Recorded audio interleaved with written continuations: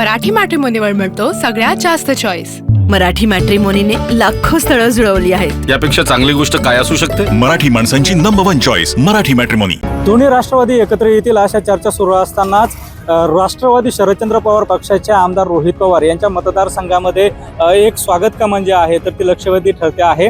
कर्जत या ठिकाणी संत गोदड महाराजांच्या यात्रा उत्सवाला जे आहे सुरुवात होते आहे आणि त्या अनुषंगानं या ठिकाणी स्वागत कमान जे आहे तर ती उभारण्यात आलेली आहे आणि या स्वागत कमानीवरती राज्याचे उपमुख्यमंत्री अजित पवार आणि आमदार रोहित पवार या दोघांचेही फोटो जे आहेत तर ते एकत्रित पद्धतीनं झळकताना आपल्याला दिसते आहेत आणि या स्वागत कमानीवरती राष्ट्रवादी अजित पवार पक्ष असेल आणि राष्ट्रवादी शरदचंद्र पवार पक्ष असेल यांच्या कार्यकर्त्यांचे देखील फोटो जे आहेत तर ते एकत्रित पद्धतीनं पाहायला मिळत आहेत। त्यामुळे एकंदरीतच जर बघितलं तर राज्यामध्ये या दोनही राष्ट्रवादीने एकत्र यावं अशी कार्यकर्त्यांची जी इच्छा आहे तर ती इच्छा या स्वागत कमानीच्या माध्यमातून कुठेतरी व्यक्त होताना दिसते आहे आणि त्याला कुठेतरी सकारात्मक प्रतिसाद जो आहे तर तो या ठिकाणी मिळताना पाहायला मिळतो आहे। त्यामुळे ही स्वागत कमान लक्षवेधी अशीच ठरते आहे।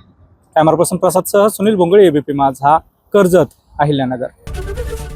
एबीपी माझा, उघडा डोळे बघा नीट।